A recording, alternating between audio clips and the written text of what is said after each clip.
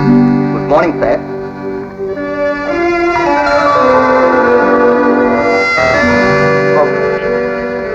నా జీవితం అంతమయ్యే సమయం నేను మోయలేని బాధ్యతలు నా మీద పెట్టాను. వాటికి ఏ విధమైన లోపం రాకుండా కాపాడతానని మీకు వాగ్దానం చేస్తున్నాను.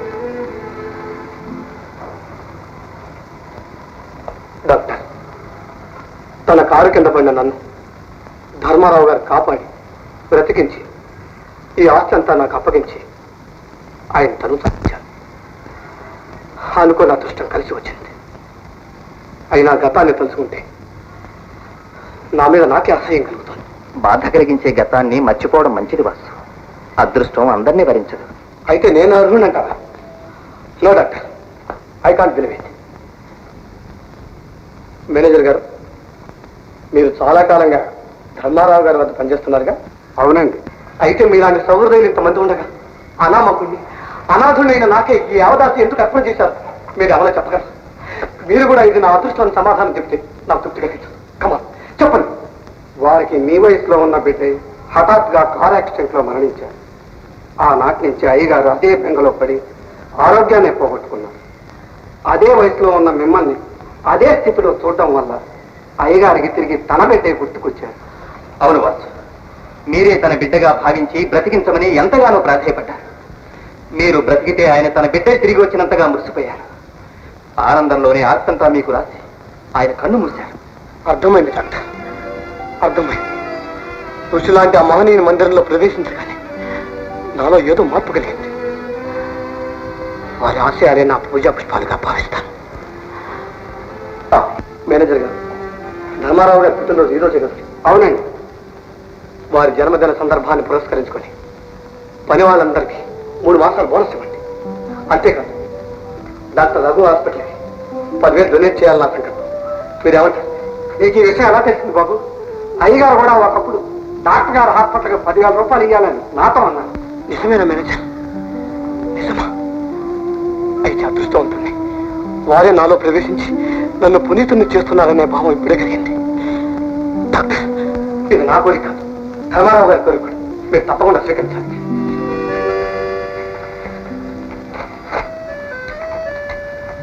Thanks mister Vasu.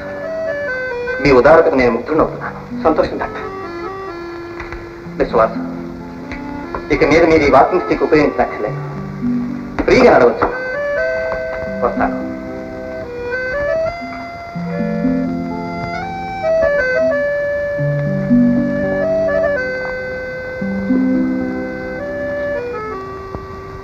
మేనేజర్ గారు, బాబు ఈ లెటర్ వెంటనే పోస్ట్ చేయండి.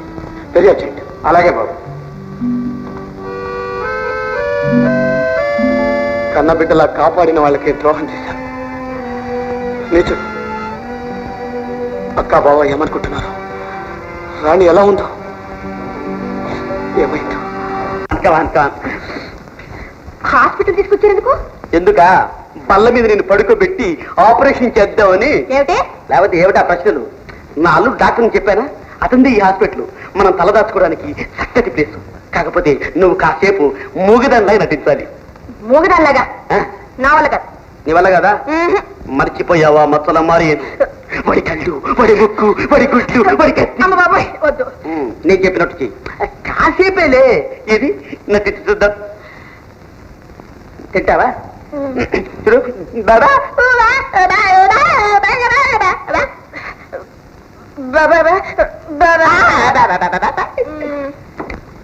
డాక్టర్, మీరు వెళ్ళే గ్రంథం రెడీ చేయండి. అల్లుడు, అరే వెంకట్, ఇప్పుడు వచ్చావు? అమ్మ నాన్న అంతా కొత్తగా ఉన్నారా? ఓయ్ అంతా బాగున్నారు. అలా కూర్చో. Thank you. కానీ అల్లుడు, ఈ అమ్మాయే పాపం. ఎవరా అమ్మాయి? మా అమ్మాయి కాదు, సుబ్బారాయుడు గారి ఏకైక పుత్రిక పంకజం. ఉన్నట్టుండి సడన్ గా మాట పడిపోయింది అల్లుడు. అరే అంటే మాట్లాడలేదా? మాట్లాడుతుంది మూగదానిలాగా. ఓహో, మూగదానిలా మాట్లాడుతుందా? అదే పంకజం. పాప, వయసులో ఉన్న పిల్ల, అందుకేగా ఈ అవస్థ. పంకజం చూసావా, డాక్టర్లుడికి నువ్వంటే ఎంత చాలు. ఇది ఆ కోకిల కంటూ ఒక్కసారి మాట్లాడడానికి ట్రై చేయి. అల్లుడు, ఇది వరస. అయితే ఈ అమ్మాయికి ఈ రోగం ఎన్ని రోజులుగా ఉంది? ఈ రోగం 4 రోజుల క్రితం బాగానే ఉంది అల్లుడు. ఓహో, అంత క్రితం బాగానే మాట్లాడేది అనమాట. వద్ద పిట్ట బాగితే డబ్బాలాగా ఒకటే లడలడలడల. కాలేజీలో ఈ గయ్యాలి పంకజం పేరు చెప్తే గడ్డ గడ్డ గడ్డ గడ్డ లడలడల. ఏమిటో నవ్వు? నవ్వు కాదది, ఏడుపు.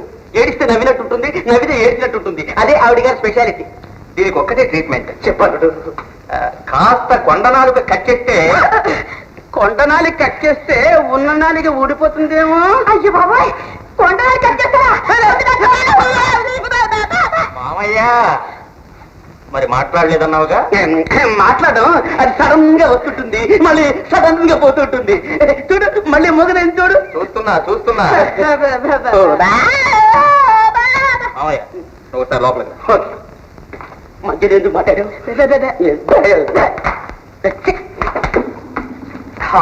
తెలిసివా అల్లుడు? వెంకట్, నేను డాక్టర్ని అనుకుంటున్నావా?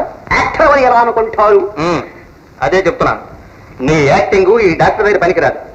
వయసులో ఉన్న ఒక పిల్లని తీసుకొచ్చి నన్నే మోసం చేయాలనుకున్నావా? అల్లుడు అల్లుడు, ఇవి చేతులు కావు, కాళ్ళు. చెప్పు, నిజం చెప్పు. అది ఒక ఆపదలో పడి నీ హాస్పిటల్లో తలదాచుకుందామని మేమిద్దరం వచ్చాం. ఆ అమ్మాయికి నీకు సంబంధం?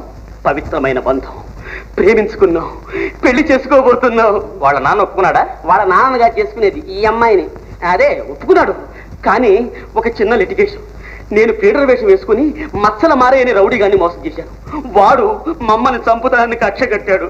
ఆత్మరక్షణార్థమై వచ్చావు, ఆపదలో ఉన్నావు, మమ్మల్ని ఆదుకో అల్లుడు. మరి ఆ సంగతి ముందే చెప్తే బాగుండేదిగా. బుద్ధి గడ్డి తిని. అది నీకు అలవాటే కదా. సరే పద పద.